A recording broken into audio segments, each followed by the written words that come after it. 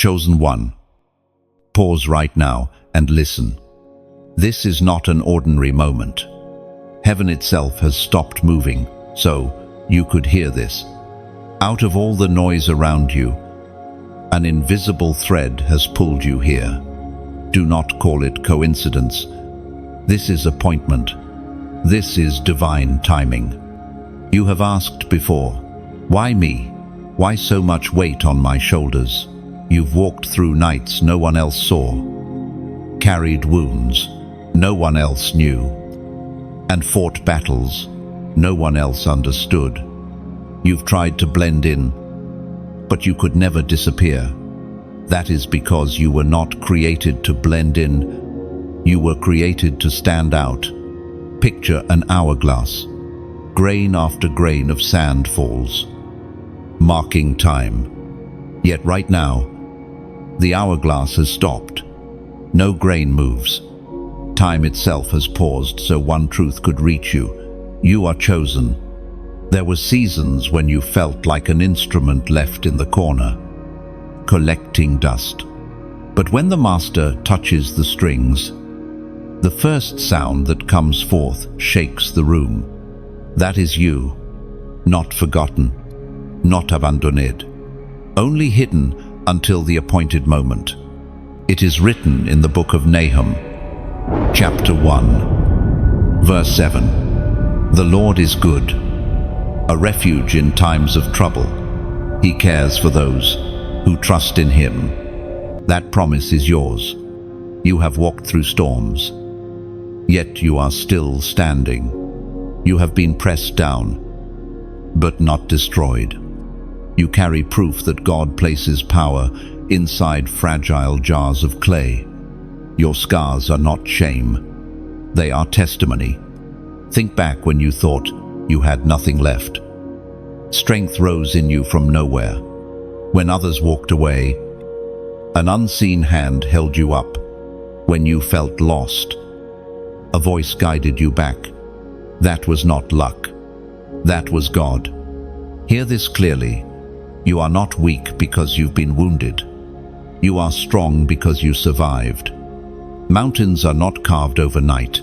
They are formed by years of wind, rain, and fire. You, too, have been carved into something unshakable. Chosen one. Do not take this lightly. You are not here as a bystander. You are here as a messenger. This is not motivation, it is a summons, and your answer matters. So, right now, before you move on, take a prophetic action. Comment the number 111 below as a sign that you have heard and agreed with heaven's call. And if these words stir your spirit, like, share, and subscribe, not for numbers, but so another chosen one, still on the edge of giving up, may also hear what you have just heard. You are not here by accident. You are here by divine appointment. And you need to realize something else. Your story is not just for you. Every tear you cried planted a seed. Every setback you endured became a testimony in the making. The strength you carry is not only for your survival, but for the rescue of others. Someone else will find courage because of what you've overcome. Look at the patterns of your life. The closed doors that once broke your heart were actually protecting you from destruction. The delays that made you feel forgotten were divine pauses, saving you for the right moment. The betrayals that wounded you were refining fires that purified your motives. Nothing was wasted. Nothing was random. Think of a treasure chest buried beneath the earth. Dust covers it. Years pass over it. But inside the gold has not lost its shine. That is who you are. Buried for a time, but never diminished in value. Heaven knows exactly where you are, and heaven is ready to uncover you. This is why you cannot afford to give up now. You are too close to the unveiling, too near to the breakthrough, too chosen to settle for a life of compromise. Every whisper of doubt, every temptation to quit, is proof that you are on the edge of something extraordinary. Chosen one, your next step matters. Heaven is not looking for perfection from you, only surrender. The Lord is not asking you to have all the answers, only to say yes. Your yes carries weight in eternity. Your agreement with God will shift atmospheres, open doors, and silence storms. So rise now, not in fear, but in faith. Declare with your life that you have heard the call, and let this moment be remembered as the turning point where you stopped doubting, stopped running, and stepped fully into your calling as God's chosen one. You have carried weight that few could ever understand. The long nights of silence, the aching questions that never seemed to find answers, the invisible battles no one else could see. All of it has been pressing against your soul like a heavy stone. Yet, here you are. You still breathe. You still rise. You still walk. Even if your steps sometimes feel unsteady. There is a truth hidden inside your pain. It has been shaping you, chiseling you like a sculptor's hand against marble. Every blow that life dealt you was not random. It was forming something within you. A statue does not come alive without pressure, without fragments breaking away. And you, chosen one, are that living sculpture. Let me tell you the story of one such chosen one. She lived in a season of waiting, where every door seemed shut. People mocked her faith, saying she was forgotten. But in the hidden years, she learned to pray like never before. She sang songs only heaven heard. She watered her field with tears when there was no harvest in sight. And when the right time finally came, her waiting became her testimony. Her breakthrough did not arrive suddenly. It was born from her endurance. This is what your own waiting has meant. It was not punishment. It was preparation. The delay has been stretching your faith, strengthening your heart, and preparing your hands to carry something greater than you could have held before. Without this season, you would not be ready for the weight of the calling upon you now. As the prophet Hosea once wrote, chapter 6, verse 3, "Let us acknowledge the Lord. Let us press on to know him. As surely as the sun rises, he will appear to us like the rains that water." Do you hear it? The rain is a promise. Dry ground does not stay dry forever. Even deserts bloom when the rain arrives. Your soul may feel cracked and barren, but the season of rain is closer than you think. Picture a field in drought. Dust replaces grass. The earth feels like stone, and farmers shake their heads in despair. Then, without warning, dark clouds gather and the first drops begin to fall. Within days, the brown turns green again, and life returns to what seemed hopeless. That is the image God is painting over your life. Where others saw ruin, heaven sees restoration. You may not recognize it yet, but endurance has given you something unshakable. Others might break under pressure, but you have learned to bend and not snap. Others may complain in the waiting, but you have learned to worship in silence. Others would have cursed their trials, but you have chosen to cling to faith. This makes you different. This makes you chosen. Sometimes the heaviest weight you carry is the misunderstanding of others. They cannot see what God is doing inside of you. They judge your silence, your struggle, your scars. But the truth is, the hidden work of God always looks foolish to human eyes. Noah looked foolish, building the ark in a land without rain. Joseph looked foolish, holding on to dreams inside a prison cell. And you may look foolish now to some, but heaven applauds your endurance. There is also something deeper happening. Through your pain, you have been given eyes to see what others cannot. You can spot hurt in someone else's smile because you've carried it yourself. You can feel loneliness in another's silence because you've lived it. Your suffering has given you compassion, and compassion is a weapon more powerful than any sword. Chosen one, do not despise the weight you've carried. It has been the very thing that set you apart. It has taught you strength, compassion, endurance, and faith. And though you may not have noticed, heaven has been watching every step. Nothing was wasted, nothing forgotten. Every tear has been counted. One day, you will look back at this season not with bitterness, but with gratitude. You will say, "It hurt, but it made me. It broke me, but it built me. It crushed me, but it crowned me." And in that moment, you will know that the weight you carried was never meant to destroy you. It was always meant to reveal you.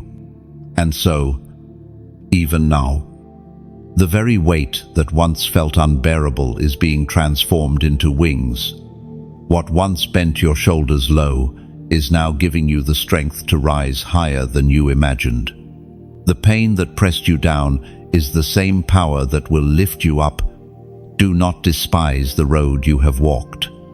Every step, even the ones marked by sorrow, was leading you here.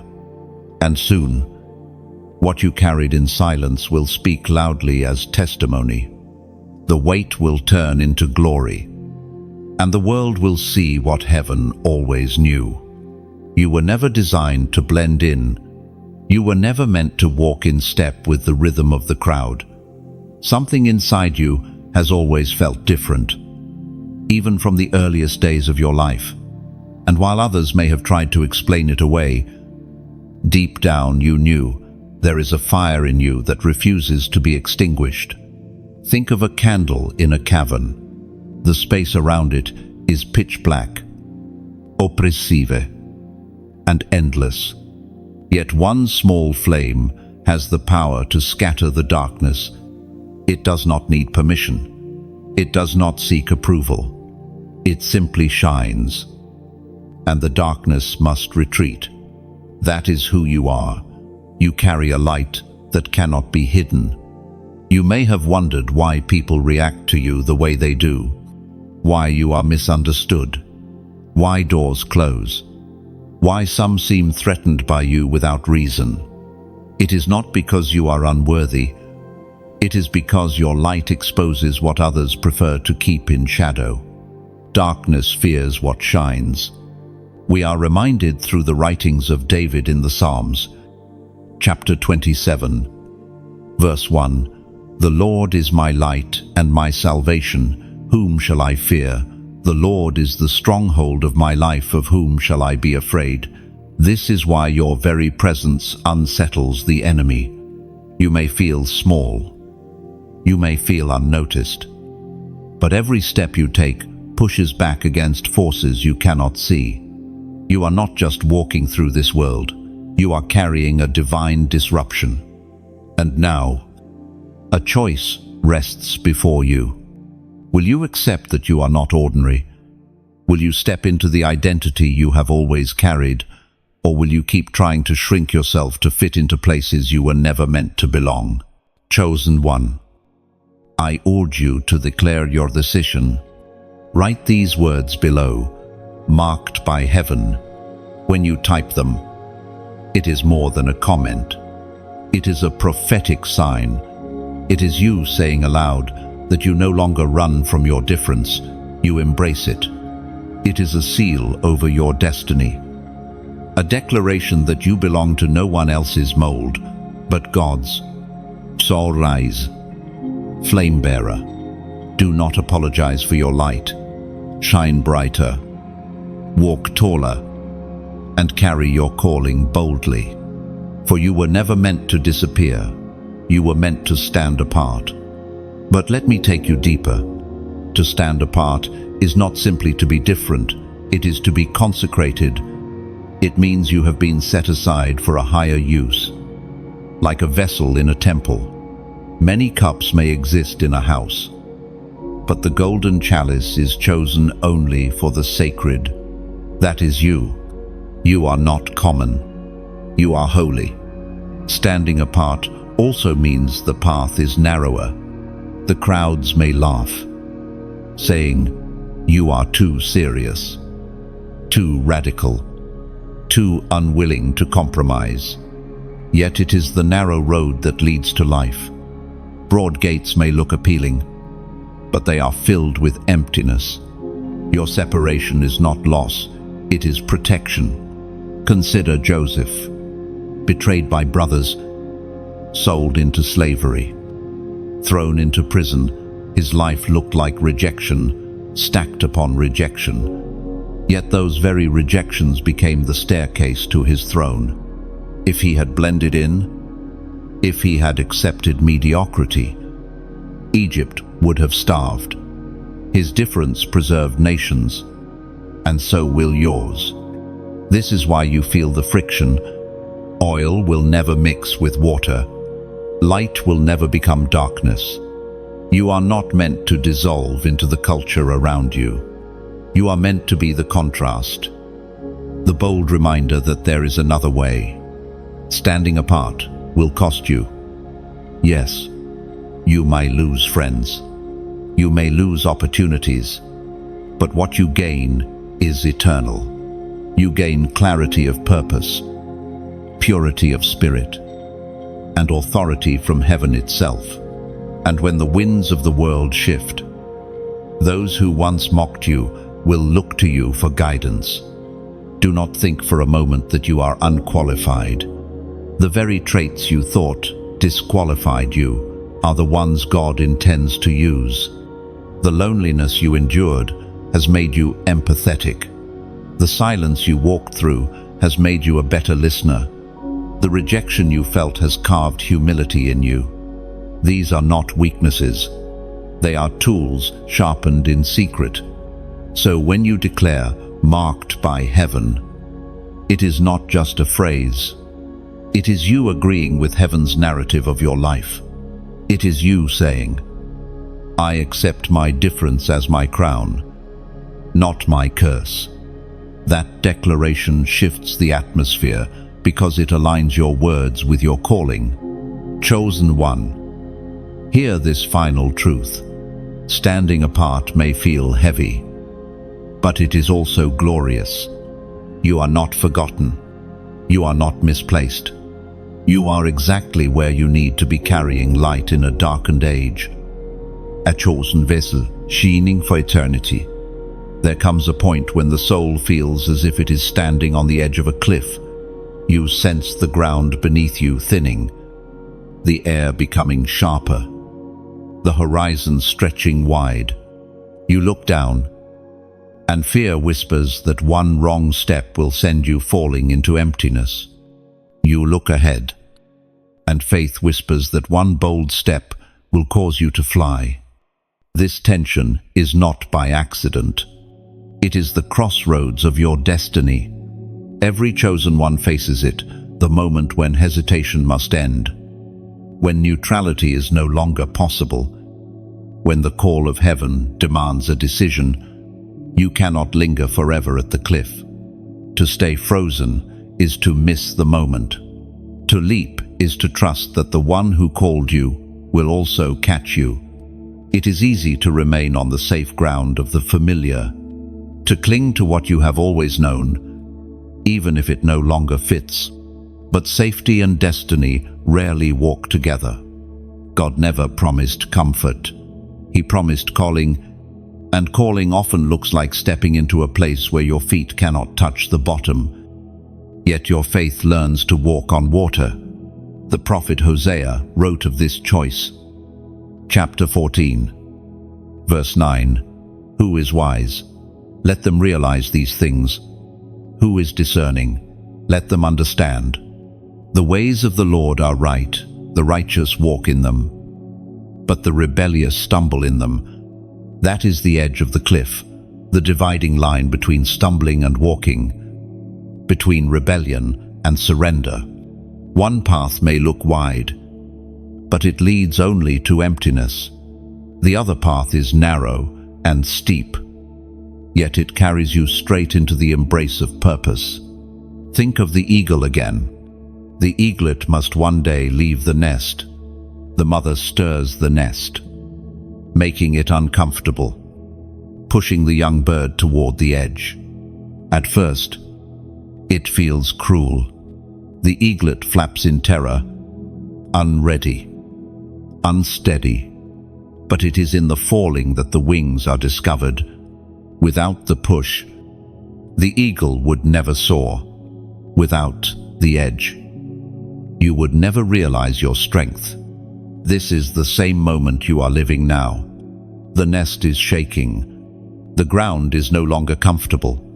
Everything you once leaned on feels unstable. It is not because you are abandoned, it is because you are being summoned to fly. Remember, every great figure of faith faced their cliff. Abraham had to leave his homeland for a country he had never seen. Moses had to stand before a sea with only a staff in his hand. Esther had to enter the throne room knowing her life was at risk. They all stood where you stand now, with trembling hearts and impossible odds. And yet, each one discovered that when God calls, He also provides. It is natural to feel fear at the edge. Fear is not a sign of failure. It is a sign that the step is greater than your own strength. And that is precisely the point. If you could do it without trembling, you would not need faith. But God does not call the fearless, He calls the faithful. And faith is simply this, choosing to step even while afraid. Think of your cliff as a threshold. Beyond it lies not destruction, but destiny. Beyond it is not a fall into emptiness, but a flight into purpose. The shaking you feel is not punishment. It is preparation for the takeoff. So, here you stand. Heart pounding, mind racing, spirit stirring. Everything in you is aware of the weight of this moment. You are not standing on the cliff to be crushed by fear. You are standing there to be crowned by faith. And one day, when you look back, you will not remember the trembling knees or the dry throat. You will remember the moment your wings caught the wind. You will remember the freedom of the sky opening before you. And you will know with certainty, it was worth it to trust. It was worth it to leap. It was worth it to walk the narrow road when everyone else turned away. And though the edge feels final, it is only the beginning. What looks like the end of solid ground is the doorway to a higher realm. The cliff is not a sentence, it is an invitation. The fear you feel is simply the echo of the greatness waiting to be revealed. When your feet finally leave what is familiar, you will realize you were never meant to cling to the ground forever. You were made for the heights. And the moment you surrender to the wind of God, you will find the cliff was always your runway. There are moments when heaven interrupts your life. Not with thunder, not with fire, but with a whisper so powerful, it silences everything else. That whisper is reaching you now. You may feel as though you are being shaken awake. Like Samuel in the night when he heard his name, called for the first time. He thought it was just noise. He thought it was just coincidence. But the truth was that God Himself was breaking into his silence to say, I need you awake. This is what divine interruption feels like. It catches you in the middle of your routine, in the middle of your scrolling, in the middle of your questions. It halts the noise long enough for you to realize the one who made you is calling you closer. There was once a chosen one who who lived her life chasing approval. She longed to be noticed, to be affirmed, to be embraced by people around her. But no matter how hard she tried, no one seemed to truly see her. Then came a moment, so ordinary, so unspectacular, when she was sitting quietly, and a single verse came alive in her heart. That verse was not dramatic, yet it pierced her like lightning. She wept, not because she was broken, but because she realized she had been seen by heaven all along. That was her interruption. That was the whisper that changed her direction forever. The Spirit interrupts not to punish, but to awaken. Think of a house filled with lamps that have slowly burned down until the flame is nearly gone. If someone does not come and trim the wick, if someone does not pour fresh oil, the light will go out. Divine interruption is God stepping into your room to refill your oil, to stir your flame, to remind you that you are not forgotten. As Jesus himself declared in the Gospel of Matthew, chapter 5, verse 14, "You are the light of the world. A town built on a hill cannot be hidden." When you understand this, you begin to see interruptions differently. They are not distractions. They are divine redirections. The disappointment you thought ruined your plan was God saving you from the wrong road. The delay you resented was heaven's way of protecting you from what would have crushed you. Even the silence you endured was not abandonment. It was training you to hear a voice beyond human noise. Chosen one, this interruption you are experiencing now is not meant to trap you. It is meant to free you, like a shepherd whistling for his sheep, like a lighthouse blinking through the storm. This message has been placed before you as a signpost. It is pointing you toward the narrow path again. And now, I want to leave you with a gentle invitation, not a demand. If these words stir something deep within you, let that stirring find expression. You can choose to let it pass, or you can choose to embrace it.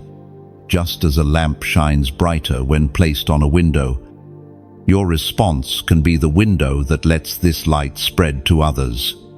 So if you feel the flame inside you flickering stronger, share this message. If you sense the whisper growing louder, let it reach another soul by pressing like. If you know you are meant to stay close to this flow of words, choose to subscribe. Not because you are told to, but because your spirit knows it belongs here. Think of it like passing a torch. A single flame is powerful, but when passed from hand to hand, it becomes a fire that lights up a whole city. Or picture a drop of ink falling into clear water. It does not remain small. It spreads, coloring everything around it. Your action does the same. By responding, you are not feeding a system, you are spreading a wave of light. The choice, as always, remains yours. Divine interruption only opens the door. You are the one who decides to walk through it. And here is the hidden beauty: you are not being asked to force anything. The whisper of heaven is never harsh, never manipulative. It is like the soft pull of the tide, drawing you toward deeper waters. You are free, yet you are invited. Every action you take in response is like planting a seed.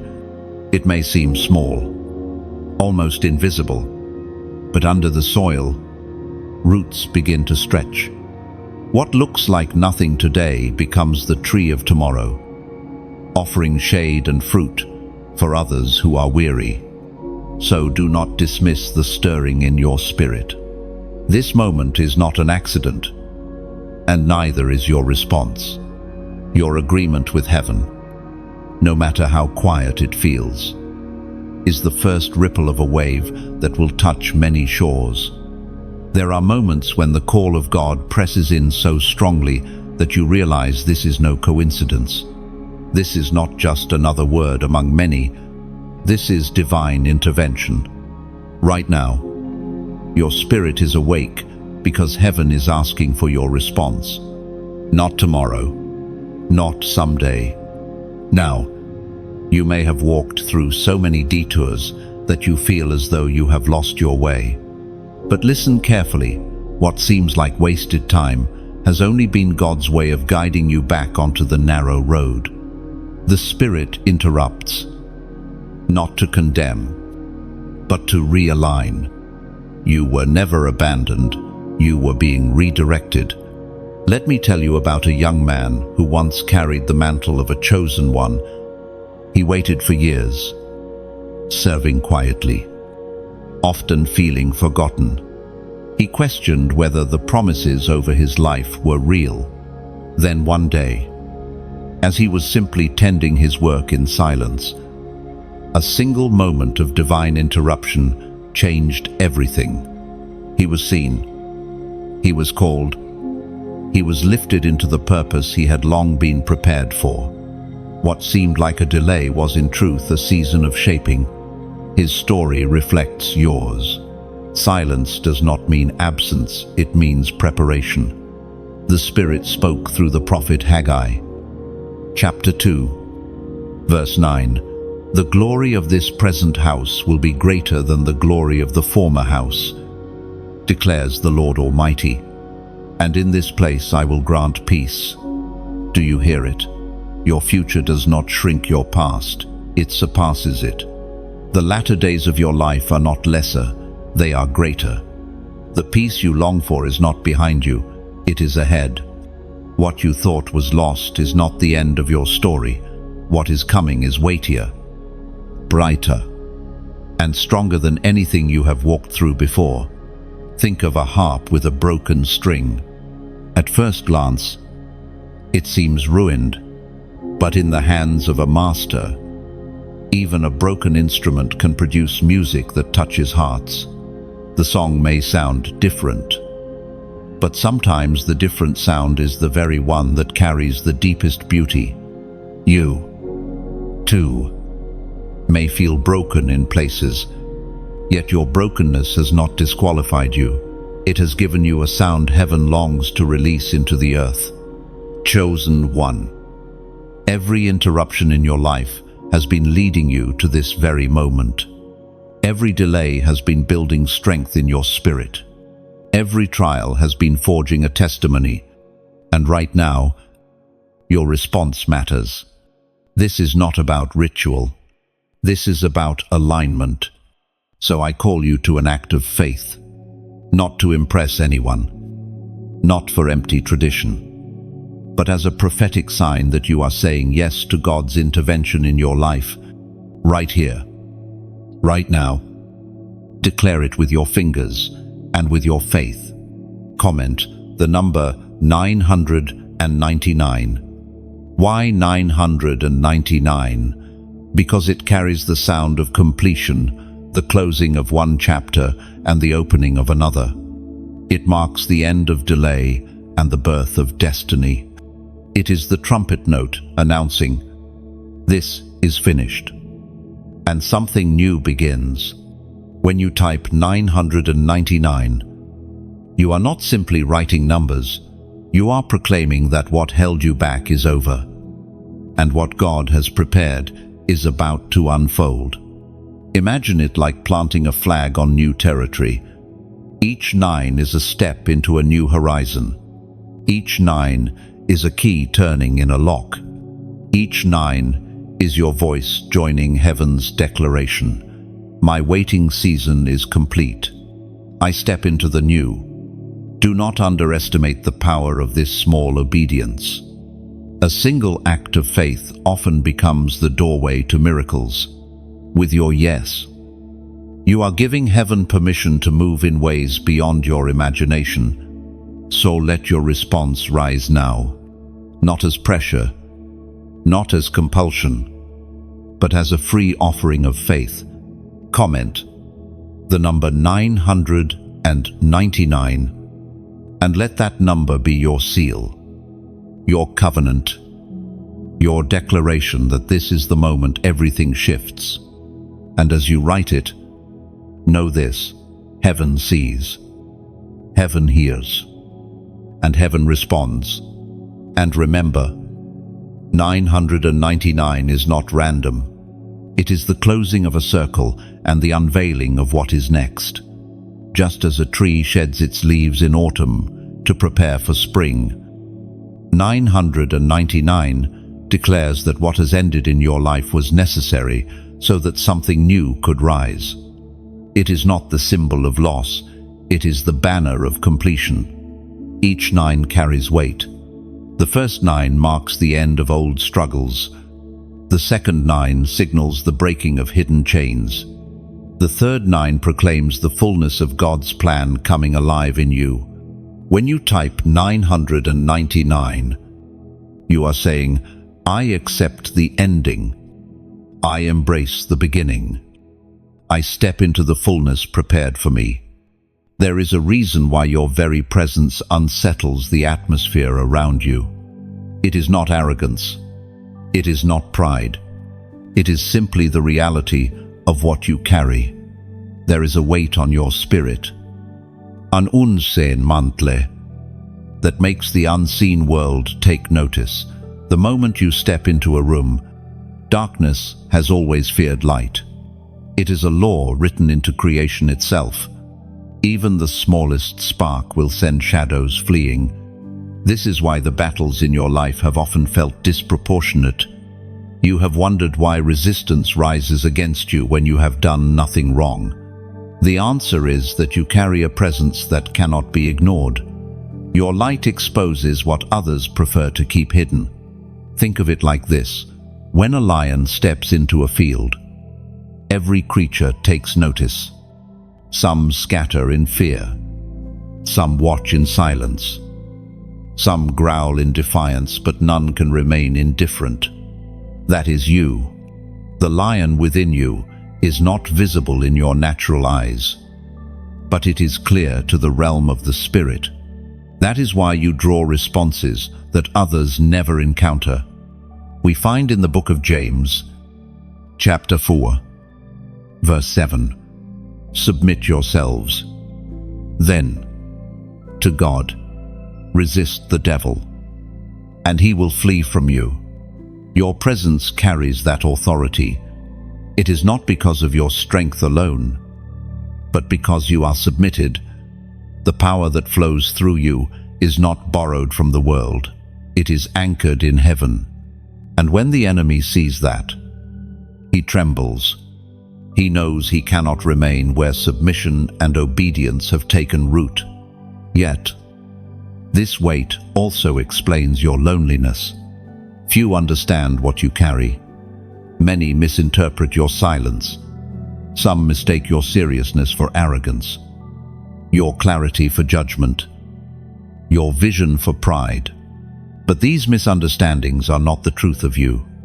They are the reactions of those unsettled by the fire you carry. Think of Moses when he came down from the mountain, his face shining with a glory he himself did not realize. The people feared him. They could not handle what rested upon him, so he veiled his face.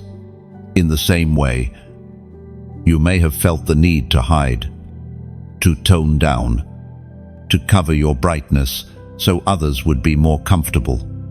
But heaven is reminding you now, the light was never meant to be veiled forever. There is also a deeper truth hidden here. Your presence is not only a disruption to darkness, it is also a comfort to the broken, just as a lamp terrifies shadows, but gives warmth to those lost in the night. So your life carries dual power.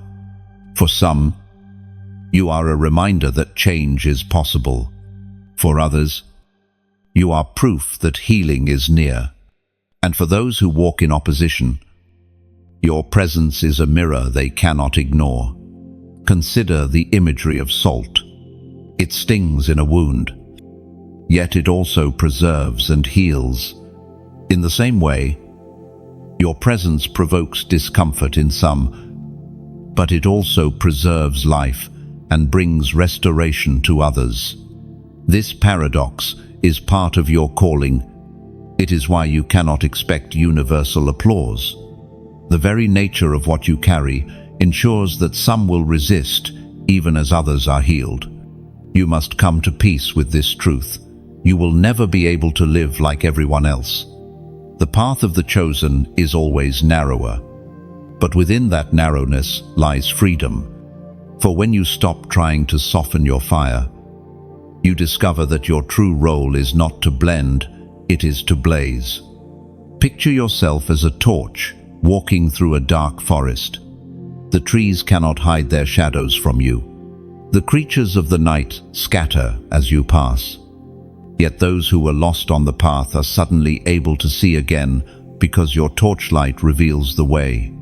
That is the essence of your calling. You do not carry light for yourself alone. You carry it so that others may find their steps in the midst of confusion. Chosen one. Your presence is more powerful than you have realized. It is not your voice alone that carries authority. It is your very existence. You may not see it, but the atmosphere shifts when you walk in. Hell knows it. Heaven knows it. And soon, you will begin to know it more fully as well. And in time, you will no longer question why the battles came, or why the rooms shifted when you entered. You will understand that it was never about intimidation, it was about illumination. Your presence was always designed to be a living reminder that darkness does not win where light abides. There are seasons when God holds up a mirror to your soul, not to shame you, but to reveal who you truly are.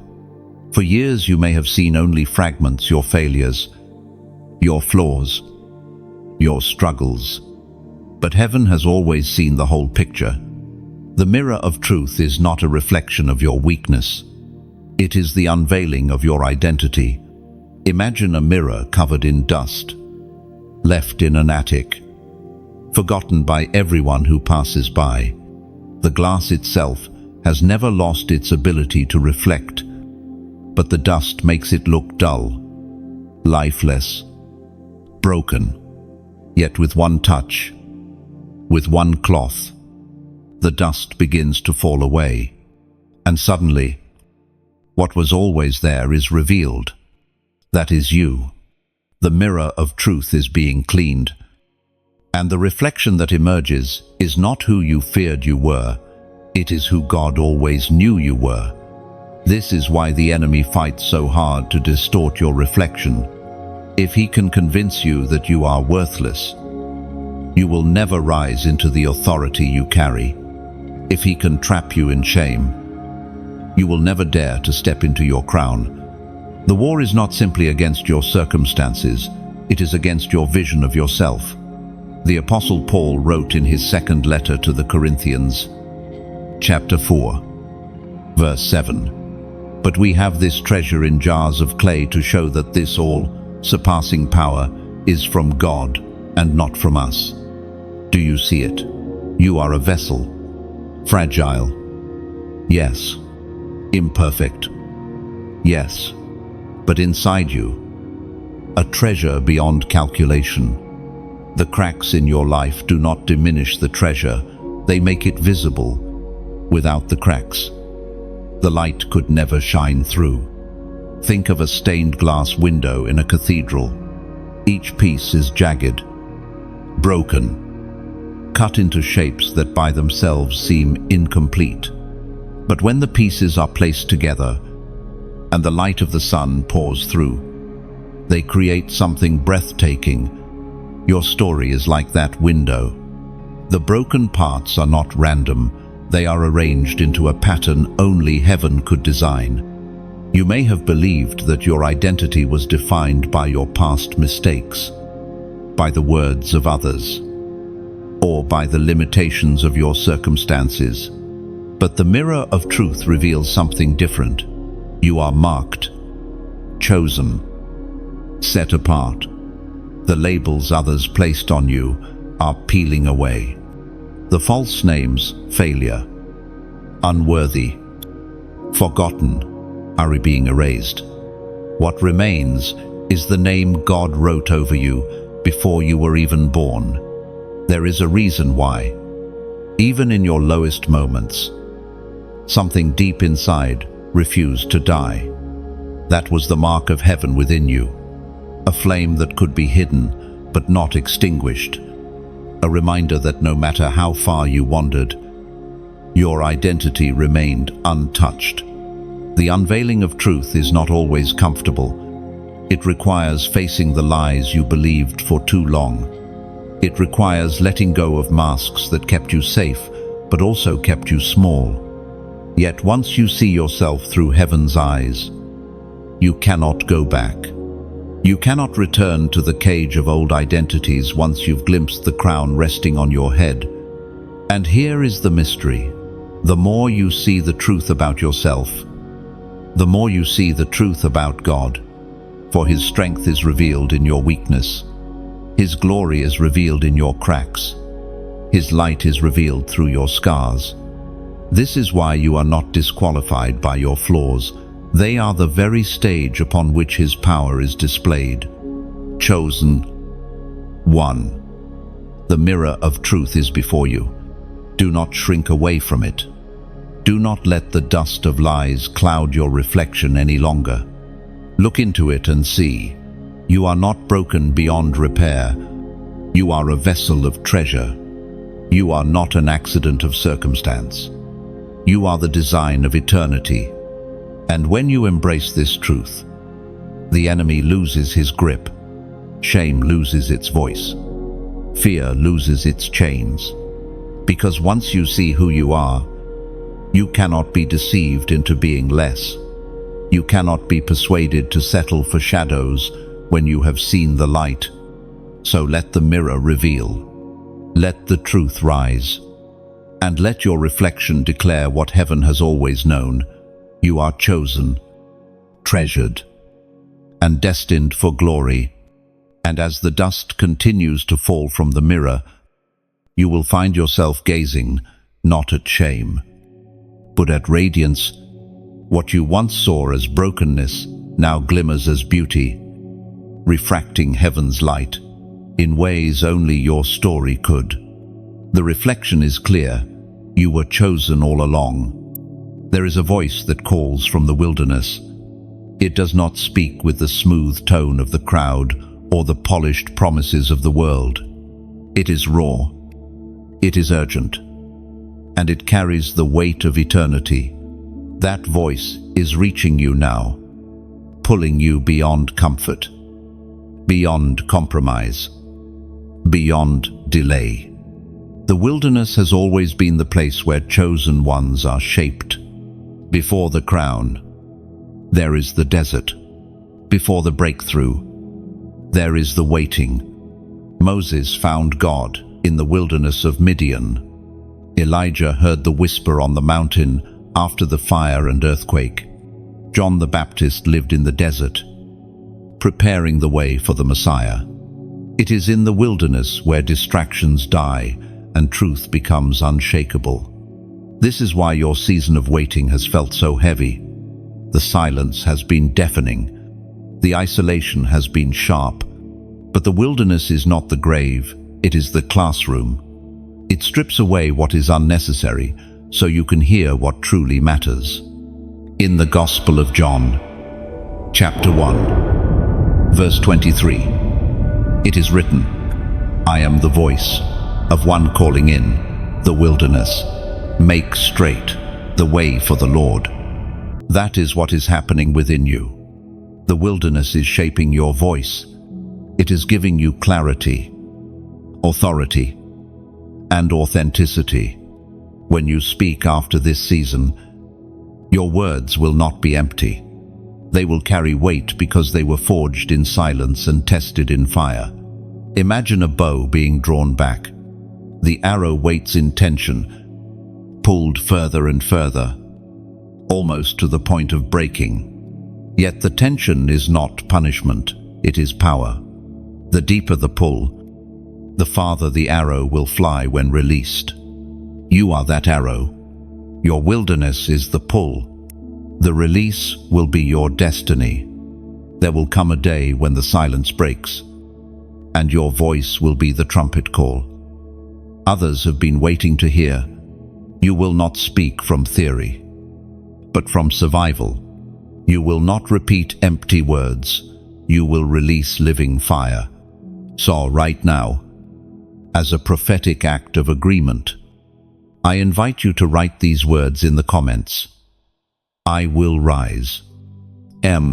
This is not just a phrase. It is a declaration that your wilderness is not the end, but the beginning. It is you saying that silence will not bury you, but shape you.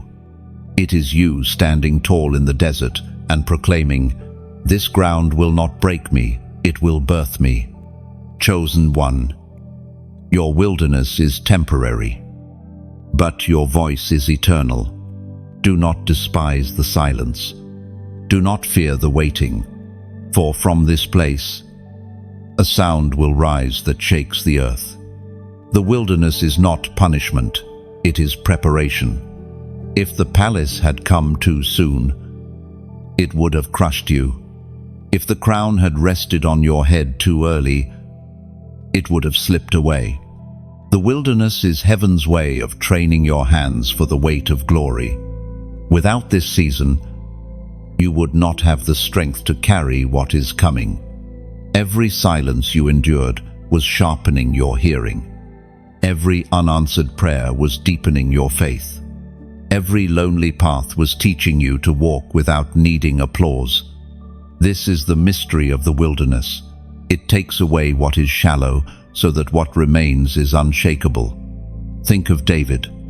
Long before he fought Goliath, he fought lions and bears in secret fields. No one applauded him there. No one celebrated those victories. Yet those hidden battles built the confidence he needed for the giant. In the same way, your hidden struggles are shaping the boldness you will need when your platform comes. And understand this, the wilderness does not last forever. Just as dawn always follows night, the season of silence always gives way to the sound of release. You will not stay in this barren place forever. The same God who led Israel into the desert also led them into the promised land. The same Spirit who drove Jesus into the wilderness also brought him out in power. So when you declare, "I will rise," it is not denial of your struggle. It is acceptance of your destiny. It is saying, "Yes, this ground is dry. Yes, this season is hard, but I know this is not the end of my story." That declaration is the seed of your breakthrough. Chosen one. Let the wilderness teach you. Let it shape your voice, purify your motives, and deepen your faith. For when the silence breaks, you will not be the same. You will emerge with words that carry fire, with a spirit that carries authority, and with a voice that carries heaven's sound, and the world will know you have risen. The road before you is not wide, nor is it easy. It is the narrow road, carved by the footsteps of those who chose obedience over convenience, surrender over compromise, and truth over popularity. Many prefer the broad path because it feels safe, crowded, and comfortable. But the narrow path is the one that leads to life. And you, chosen one, have been called to walk it. The narrow road is not glamorous. It does not come with applause or endless companions. Often it feels lonely, sometimes even hidden. Yet every step you take along it is sacred. Every choice to remain faithful when no one is watching is like laying another stone on the road of your destiny. Picture Joshua standing at the banks of the Jordan River. Behind him was wilderness. Ahead of him, a land of promise, The waters were high, the currents fierce, and the people waiting. It was not logic that carried them across, it was obedience. One step into the river caused it to part. That is what the narrow road looks like. One step of faith, then another, until the impossible becomes your testimony. According to what is revealed in the book of Proverbs, chapter 4, verse 18, the path of the righteous is like the morning sun, shining ever brighter till the full light of day. This verse holds a picture for your own journey. The road may feel dim now, like the faint glow before dawn, but with every step of obedience, the light grows stronger, and one day you will look back and see that what once was shadow has turned into full brightness. The narrow path also explains why you feel the tension others may not. You cannot walk everywhere others walk. You cannot indulge in what others indulge in. The boundaries around your life are not cages, they are guardrails, placed to keep you on the way that leads to purpose. Think of a mountain trail. It winds steeply upward, rough and uneven, while a highway stretches smoothly below. From the valley, the climb looks foolish. Why suffer when the wide road looks so much easier? Yet when you reach the summit, when you breathe the air above the clouds and see the view no one in the valley can imagine, you realize why the climb was worth it. That is the destiny of the narrow road. It leads to heights unseen. And now, as you listen, you may sense it. This is not just about a path, it is about a choice. Every day, the world invites you back to the wide road. Every day, the Spirit whispers, stay the course. Only you can decide which steps to take. I want to offer you an invitation, not a demand. If your spirit feels the tug of the narrow road, then let your heart respond. Not out of pressure, not because of obligation, but as a free act of love and faith. Press like, share, and subscribe, not as tasks to check off, but as stepping stones, as visible footprints on the narrow path. Think of it this way: each response is like placing another stone on the trail for those behind you. By engaging, you are lighting lanterns along the road so another weary traveler won't stumble in the dark. Your simple act becomes their guiding light. Or imagine a lighthouse on a stormy coast, alone. It may seem small compared to the raging sea, yet its beam cuts through the night, saving sailors from shipwreck. That is what you're like. Your share, your subscribe can become a light in someone's storm, a signal that safety and hope are near. But the beauty of this moment is that it is yours to decide. No one forces you to climb the mountain. No one compels you to carry the torch. Yet when you do, you join a line of those who chose the narrow road, and together their steps became a path others could follow. The narrow road is not easy, but it is beautiful. And when you look back, you will see that every step was worth it. Every choice mattered. Every sacrifice built something eternal. And as you keep walking, you will see the road behind you glowing with the steps you left behind. Others will find courage not because their path was easy, but because your light showed them it was possible to keep going. Your faith becomes their map. Every stone you lay, every lantern you light, every torch you lift, it all matters. And one day, heaven will reveal the full tapestry, how your quiet steps on the narrow path became the very guideposts that led others safely home. There is a fire that does not consume, but purifies. It is the fire of heaven, the mantle of flame placed upon those who have been chosen for a divine task. You have felt it before, moments when your spirit burned with conviction, when you could not ignore the tug in your chest, when your very soul seemed to glow with something you could not explain. That fire is no accident. It is the mantle being prepared for you. From the earliest pages of Scripture, fire has always symbolized God's presence and power. Moses encountered him in a bush that burned, yet was not consumed. Elijah called down fire from heaven to silence the prophets of Baal. The disciples were clothed with tongues of fire in the upper room, transformed from fearful men into bold witnesses. Fire is not decoration, it is transformation. And now, that same fire rests on you. But fire is not gentle. It refines. It burns away what does not belong, consuming impurities until only the pure remains. This is why your journey has often felt like walking through flames. The heat you endured was not meant to destroy you, it was meant to prepare you. Just as gold is refined in the furnace, you have been tested, so the brilliance within you could be revealed. The writer of Hebrews declared, chapter 12, verse 29, "For our God is a consuming fire."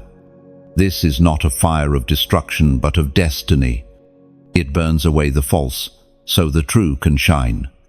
It removes the fragile, so the eternal can remain. And though the fire has been painful at times, it has been shaping you for a mantle that will not fade. Think of a torch handed from one generation to the next. The flame does not belong to the torch itself. It comes from the source.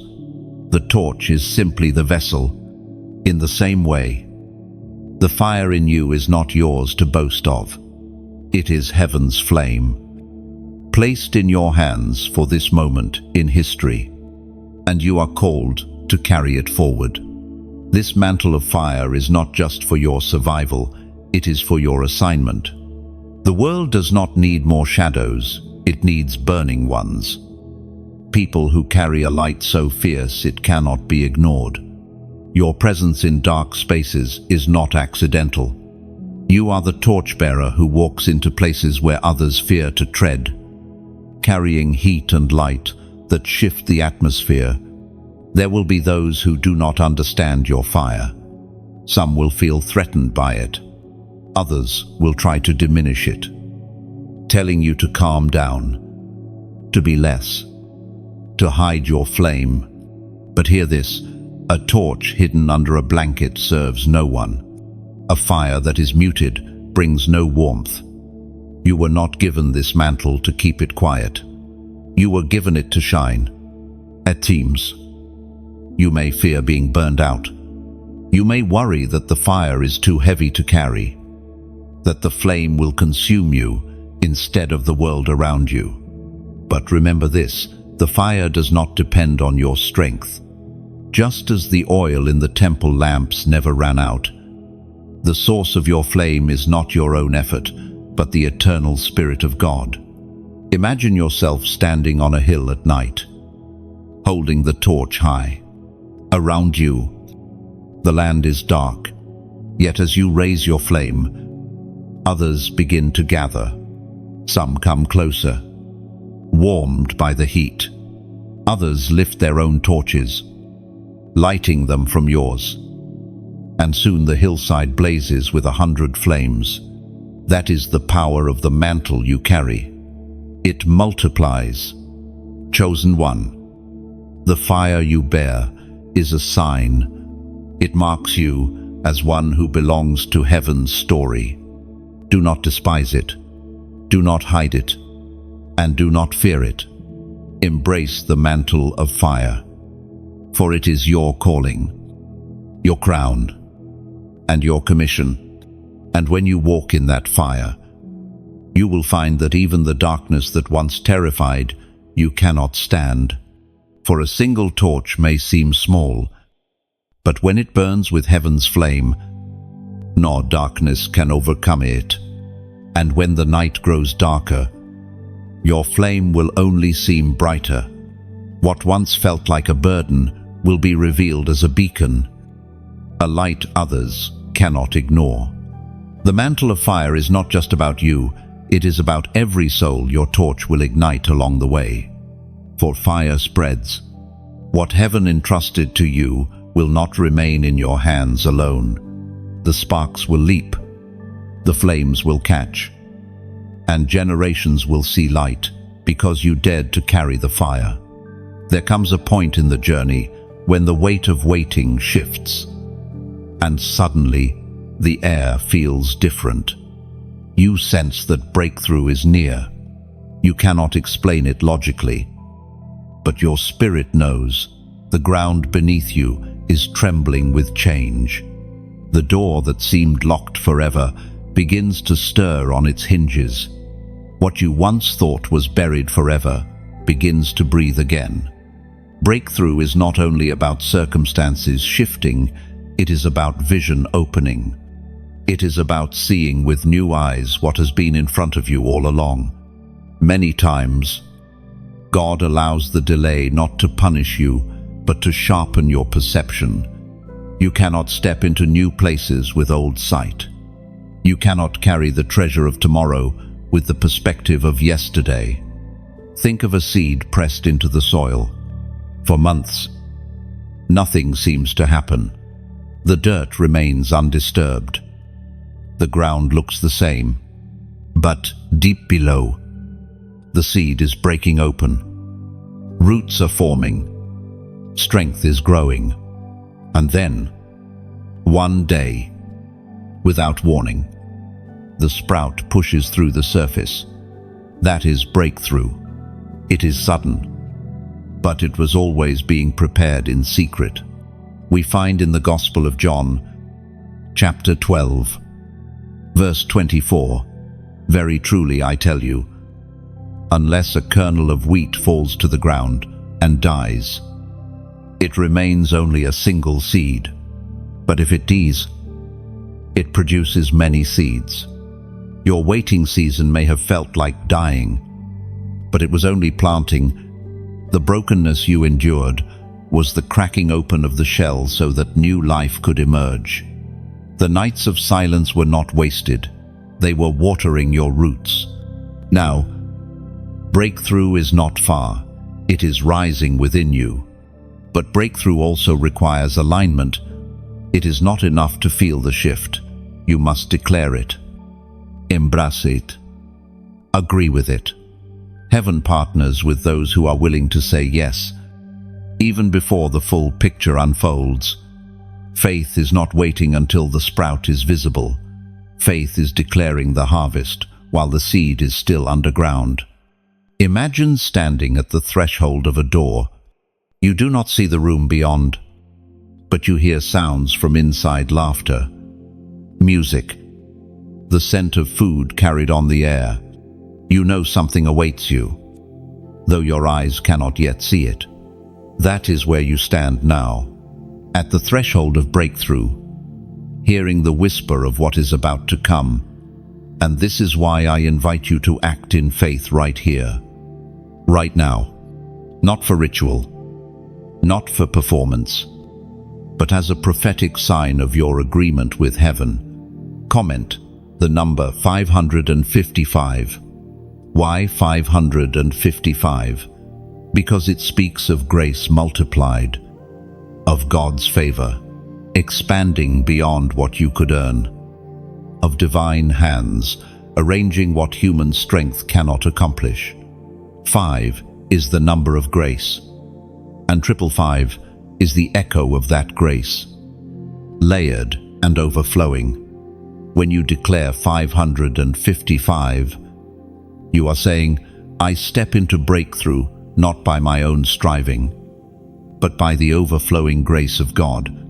Think of it as laying down a marker, like Israel did with their memorial stones after crossing the Jordan. They placed those stones so future generations would look and remember, here is where God made a way. When you write 555, it is like laying your own stone of remembrance, declaring, "This is the moment I stepped into grace-filled breakthrough." End of teen. And do not underestimate how this simple act echoes. It is more than numbers on a screen. It is a prophetic witness. It is you choosing to align your words and your will with the movement of heaven, just as a shout brought down the walls of Jericho.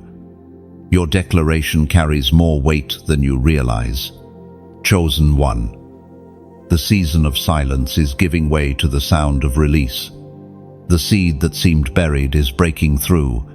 The chains that felt unshakable are beginning to crack. Your life is about to shift in ways you could not engineer yourself.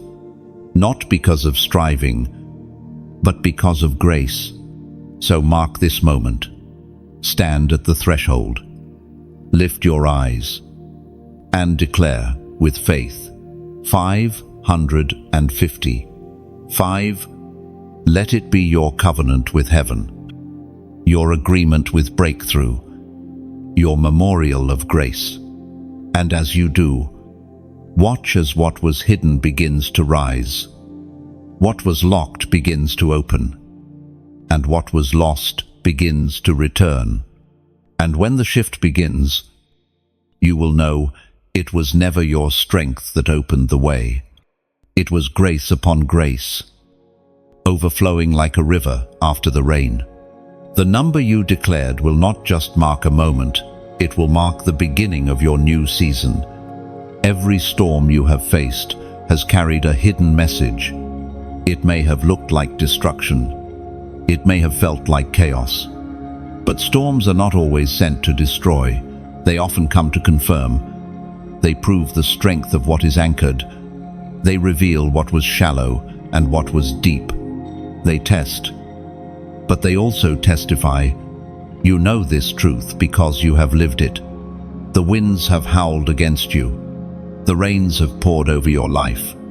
And still, you stand, bruised, yes, weathered, yes, but standing. The very fact that you are here, breathing these words into your spirit, is evidence enough. The storm did not succeed in its plan. Consider a tree in a hurricane. Branches may snap, leaves may be stripped, but if the roots are deep, the tree endures.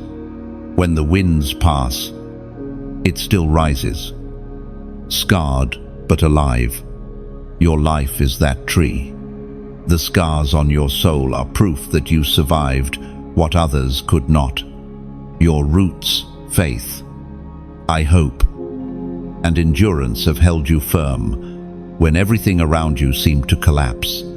We read in the book of Nahum, chapter 1, verse 7, "The Lord is good, a refuge in times of trouble. He cares for those who trust in him."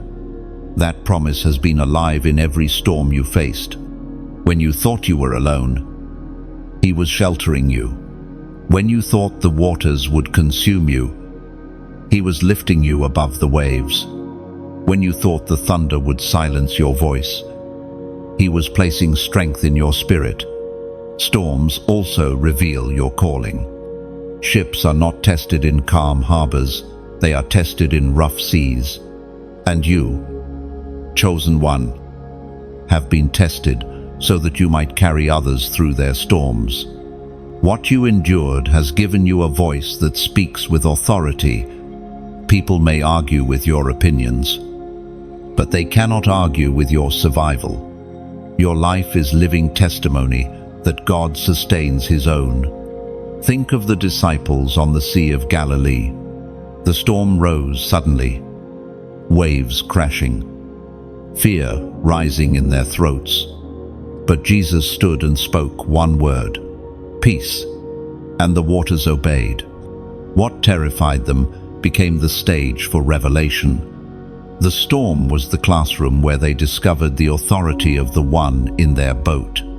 In the same way, your storms have not only revealed your strength, but also His power. And storms do something else. They strip away illusions. Before the storm, it is easy to believe in your own control, to think you can handle life by your own plans. But when the winds come, when the waters rise, you realize just how much you need the anchor of God's presence. Far from being a curse, the storm becomes a gift, because it teaches you dependence on Him who cannot be moved. The paradox is this: storms both wound and strengthen. They bruise, but they build. They shake, but they also secure. And when you emerge from them, you carry a depth you did not have before. That is why storms confirm you. They prove you are not shallow ground, not a fragile vessel, but a chosen one built to withstand pressure. Picture a lighthouse battered by waves. The sea roars. The winds slam against its stone walls. Yet it does not collapse. In fact, the more the storm rages, the more valuable the lighthouse becomes to those lost in the sea. That is who you are. Your endurance is not only for yourself, it is a signal of hope for others drowning in their storms. So, do not despise what you went through. Do not curse the winds or regret the rain. The storm was not the end of your story, it was the proof of your strength. And when the clouds clear, you will see it for what it was, not punishment, but preparation, not destruction, but confirmation. The storms confirm you, chosen one. They reveal your roots. They announce your calling. And they remind you that no matter how fierce the winds may howl, the one who holds you will never let you go. And as you look back, you will see that the storm was never stronger than the one who sheltered you. What you thought would drown you became the very tide that lifted you higher. What was meant to break you only revealed that you could not be broken. Your scars, though real, now shine like medals of survival. They tell the story of a soul that would not bow to fear. And each storm you endured is now woven into a crown of resilience, declaring to the world, this chosen one still stands. There is a mystery woven into your journey, a crown and a cross. Side by side, you cannot separate the two, for they are threads of the same tapestry. To wear the crown is to carry the cross, and to carry the cross is to be prepared for the crown. From the beginning of time, those chosen for greatness have known this paradox. Glory is not handed without weight. Destiny does not arrive without sacrifice. The crown shines with beauty, but the cross cuts deep. It asks for surrender, for endurance, for trust in the midst of pain. Consider the life of Jesus. He entered Jerusalem with shouts of praise, palms laid before him as if a crown was already upon his head. Yet days later, he carried wood upon his back, stumbling beneath its heaviness, mocked and pierced. The same hands that healed the sick now bled. The same voice that calmed storms cried out in thirst. The cross was his road, but the crown was his reward, and he endured the cross for the joy set before him. The Apostle Paul reminds us in the book of Romans, chapter 8, verse 17, "Now, if we are children, then we are heirs, heirs of God and co-heirs with Christ, if indeed we share in his sufferings, in order that we may also share in his glory." This is the pattern. Suffering is not the end, but the passage. The cross is not a grave, it is a doorway. And though it weighs heavy, it is the very path that leads to the crown. Think of a treasure chest locked tight, its lid heavy, its hinges rusted. To open it requires effort, sometimes even pain. But inside waits jewels, gold, priceless artifacts. The crown is like that treasure. It requires the weight of the cross to unlock. Your own life has shown you this. The sacrifices you made when others chose comfort, the tears you shed when no one saw, the burdens you carried when it would have been easier to walk away. These were not wasted moments. They were chiseling your spirit, refining your heart, preparing you for the honor that rests on your future. And here is the paradox. While the crown is often seen by others, the cross is carried in silence. People may see your victories, but never know the valleys that preceded them. They may admire your strength, but never witness the sleepless nights that built it. They may envy your crown, but never understand the cross that shaped it. Chosen one, do not resent your cross. It is not punishment, it is preparation. It is not meant to strip you of joy, it is meant to deepen it. Without the cross, the crown would be hollow. Without the sacrifice, the glory would be shallow. But because you have carried the weight, the honor will be lasting. Picture a diamond. Before it shines, it is hidden in rock, rough and unremarkable. Only under pressure, only through cutting, does its brilliance emerge. Your crown is the diamond, but your cross is the cutting process. Without one, the other cannot exist. The world tells you to chase crowns without crosses, glory without sacrifice, success without endurance. But those crowns are made of tin and will rust. The true crown, the one heaven places on your head, is eternal, and it comes only through the road of surrender. Your story, your scars, your sacrifices, all of these have been weaving the crown even when you could not see it. And though you may feel weary under the weight of your cross now, know this: the crown is closer than you imagine. Heaven does not waste the suffering of its chosen ones. So walk on, not in despair, but with the quiet dignity of one who knows that their pain is not in vain. Every step under the cross is also a step toward the crown. And one day, when the two meet, you will see the full tapestry, sacrifice interwoven with glory, sorrow transformed into joy, the cross polished into a crown. And when that day comes, you will no longer see the cross as the burden that broke you, but as the tool that built you. Its wood shaped your shoulders for the weight of glory.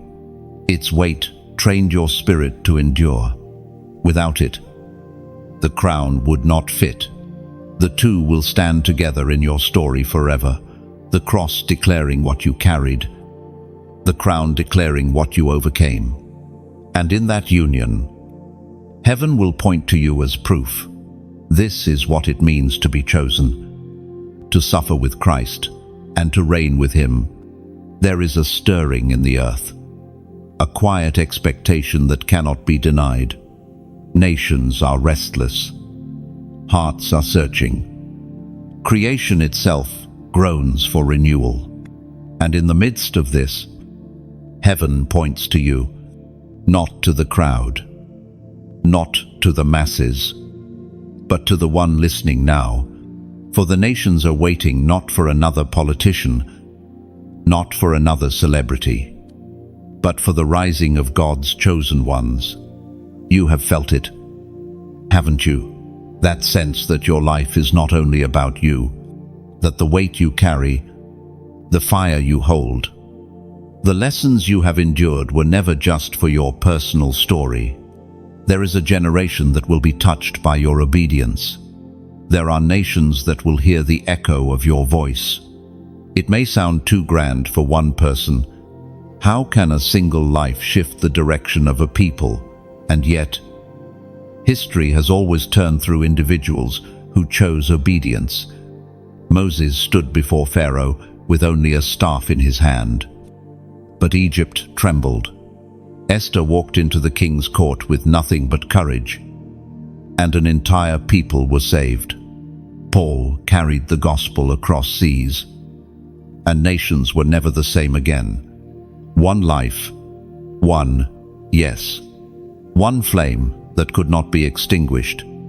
The Apostle Paul declared in his letter to the Corinthians, 2nd book, chapter 4, verse 6, "For God, who said, 'Let light shine out of darkness,' made his light shine in our hearts, to give us the knowledge of God's glory in Christ." That same light rests in you, and it is not a private light. It is not meant to be hidden in your home, contained by your fears, or silenced by your doubts. It was placed in you to spread, to ripple outward, until it touches shores you have never seen with your own eyes. Imagine yourself as a drop of water falling into a still pond. The moment you touch the surface, circles begin to spread, first small, then wider, then, reaching the very edges. Your life is that drop. Your obedience is the moment of impact, and the ripples will reach further than you know, touching hearts across borders, across cultures, across generations. This is why your voice matters. Even when you think no one is listening, heaven is not measuring your influence by numbers, but by obedience. Your words may feel small now, like a spark in the night, but sparks become fires, and fires become wild, unstoppable movements. And now comes the gentle invitation. If your spirit feels the truth of this stirring, if you know deep down that your life is meant to ripple outward into the nations, then let your response carry that flame further. Press like, share this word, subscribe, and write your heart in the comments below. Not as a duty, not as a demand, but as an offering, your way of lifting the torch higher so others can see. Think of it like planting seeds. Each like is a seed of agreement, saying, "Yes, I see the light." Each share is a seed carried by the wind, falling into soil you may never step on, yet still producing fruit. Each subscribe is a seed of continuity, choosing to remain connected to the flow of living words that water your soul. And each comment is a seed of testimony, declaring to heaven and earth that you are part of this movement. And if this word has poured light into your spirit, consider also what it means to pour back. Just as rivers are fed by streams that never keep the water for themselves, so the flow of God's word continues through the giving of those who choose to keep it alive. Your donation, whether small or great, is like adding oil to the lamp. It keeps the flame burning, not just for you, but for countless others who will need this light tomorrow. And like every seed planted in faith, what you release does not leave your life. It multiplies back in ways only heaven can measure. Or imagine a great bonfire. At first, only one flame burns. But when others step forward, adding their wood, adding their spark, the fire grows beyond control. Your engagement is not about numbers on a screen, it is wood on the fire, fuel for the flame, a way of saying, "I will not let the light stop with me." The choice is always yours. No one can force your hand, and yet, the beauty of choosing freely is what makes it holy. When you decide to lift your torch higher, when you choose to pass the flame onward, you step into the very flow of heaven's plan. Chosen one. The nations are waiting. The earth is longing, and heaven is watching for your light to rise. Do not underestimate the ripple your life can release. For the fire you carry is not small, it is eternal. And when you choose to let it shine, darkness cannot remain. There are words that echo through eternity. No weapon formed against you shall prosper. They are not empty poetry. They are declarations forged in heaven's fire. Promises sealed by the one who commands armies of angels. And those words cover you. Chosen one. Your journey has never been free of resistance. In fact, the very proof of your calling is the opposition you've endured. From the start, the enemy marked you as a threat. He saw the light you carry, the fire in your spirit, the mantle on your shoulders, and he sought to extinguish it.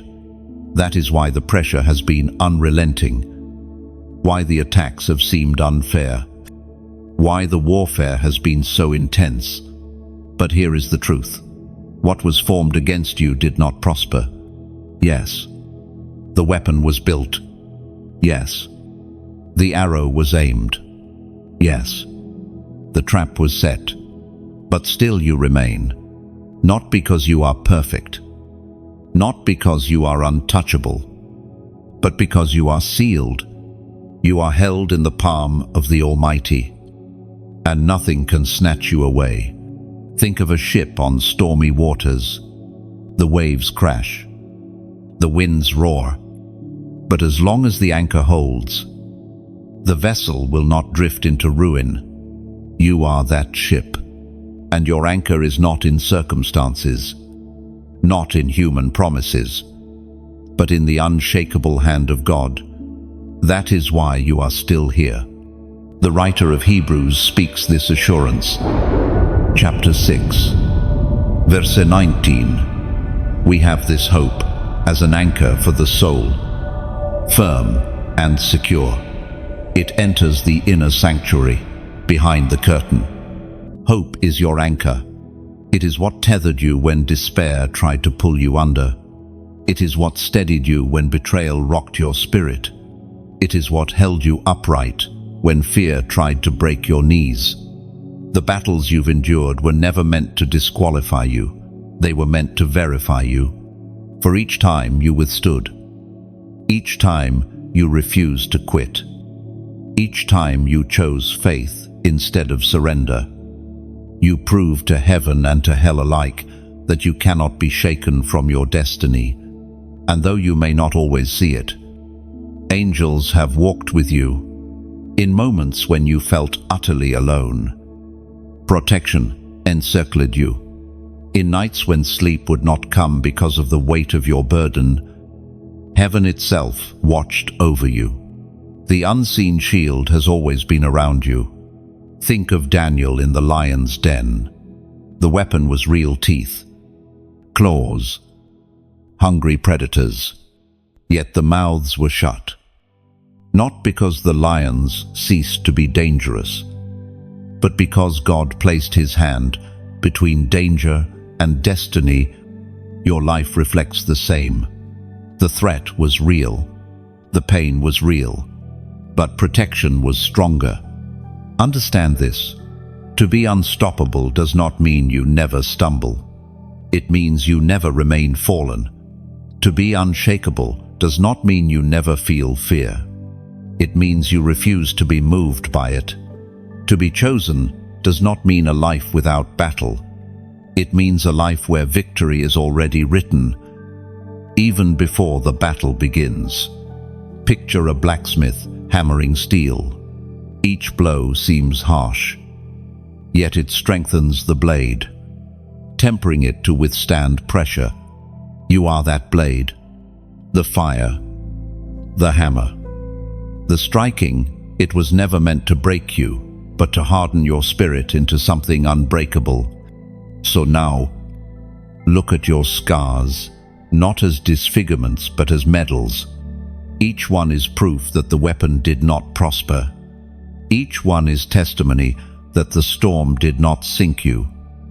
The night did not end you. The pit did not hold you. Your scars are the evidence of victory. Chosen one. Walk forward, knowing that your life is guarded by eternal promise. You are unstoppable. Not because you have never been wounded, but because every wound has healed into strength. You are unshakable. Not because the ground never trembles, but because your foundation is built on the rock that never moves. And when the next battle comes, as it surely will not face it as the same person you were before. You will face it seasoned, sharpened, anchored, knowing that the God who has kept you this far will not abandon you now. For no weapon formed against you can prosper. Not then, not now, not ever. And let this truth settle deep within you. The weapons may be crafted, the storms may roar, but they are powerless to rewrite what heaven has already sealed. You walk forward, not as a victim of circumstance, but as a living testimony chosen, anchored, and utterly unstoppable in the hands of God. There comes a final call, a moment when all the fragments of your story gather into one whole. Every valley you walked, every storm you endured, every silence you survived, none of it was wasted. All of it has been preparing you for this, to stand tall as one of God's chosen ones. You may not have seen it at the time. When doors closed, when friends left, when prayers seemed unanswered, it felt like chaos. But what looked like pieces scattered on the floor was, in truth, a mosaic in progress. From heaven's view, the fragments were being arranged into something breathtaking. And now, as the light strikes the pattern, the picture becomes clear. You were chosen all along. The Apostle Paul once wrote in the book of Romans, chapter 8, verse 30, "And those he predestined, he also called. Those he called, he also justified. Those he justified, he also glorified." This is the unshakable truth about your life. You were predestined not as an accident, not as a backup plan, but as part of eternity's design. You were called not only to hear the voice, but to answer it.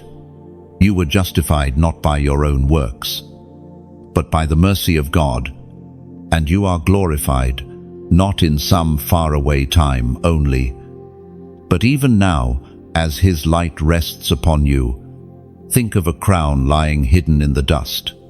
It looks tarnished, forgotten, of little worth. But when it is lifted, when the dust is wiped away, it gleams again, revealing its true nature. You are that crown. The dust of life may have hidden your brilliance for a season, but heaven never forgot your worth. And now, the crown is being set back upon your head. Chosen one. This is the hour for you to recognize what you carry. Not arrogance, not pride, but quiet authority. You have walked through fire and emerged as gold. You have been pressed, but not crushed. Struck down, but not destroyed. The very fact that you still stand is heaven's seal, that your destiny cannot be erased. Do not imagine that being chosen means life without trials. It never has. It means life with purpose. A journey where even pain is transformed into testimony. Even wounds are turned into weapons. Even losses become seeds of future harvests. Every page of your story, even the dark ones, is part of the scroll heaven has written about you.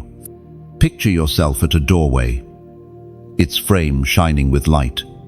Behind you is the long corridor of trials and lessons. Ahead of you is a hall filled with glory, peace, and promise.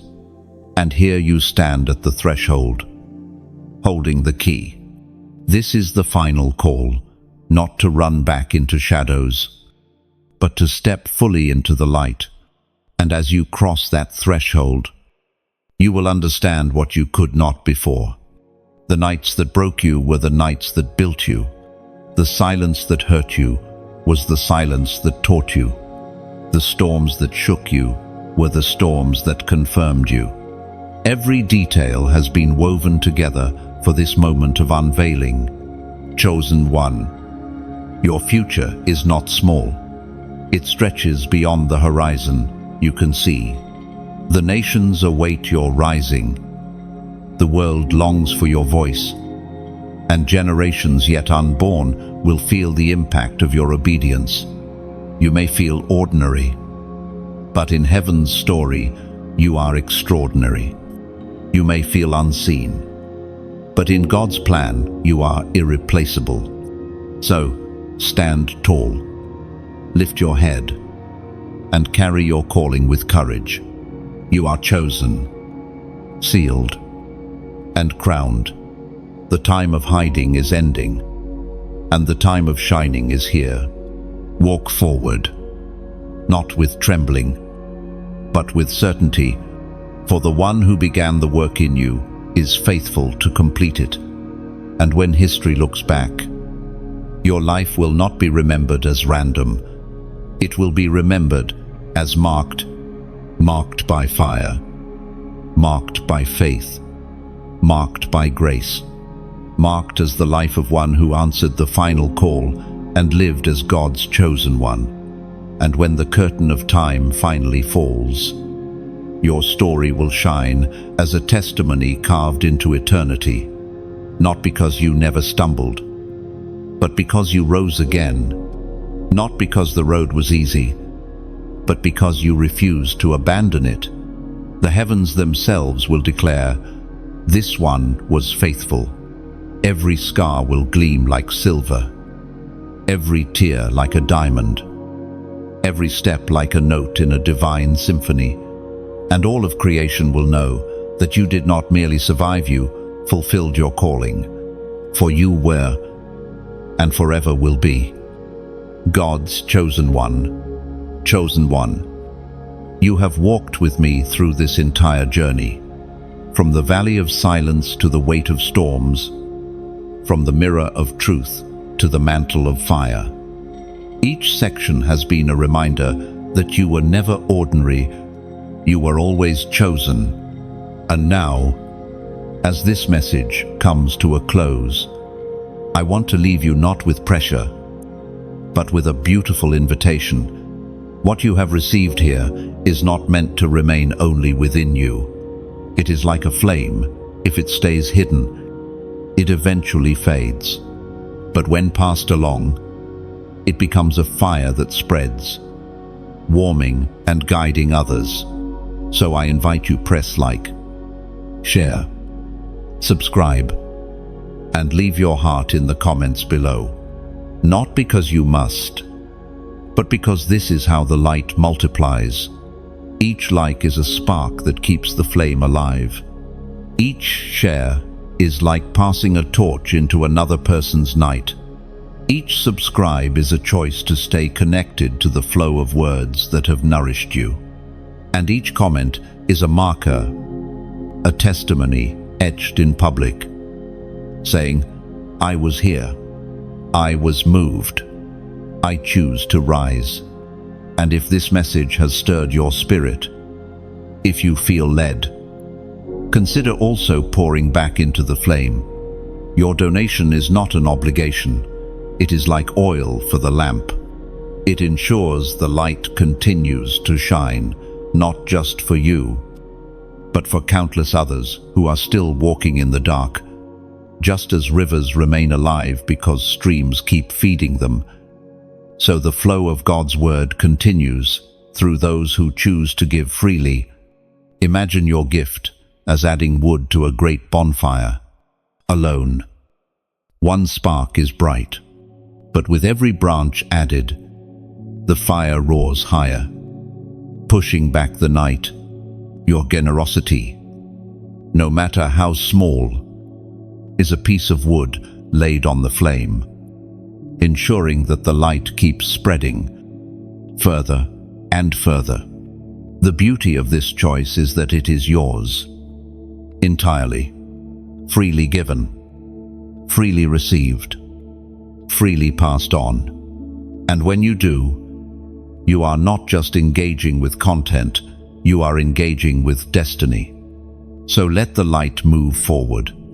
Let your response be part of the ripple, and let the world see, through your actions, that God's chosen ones are rising,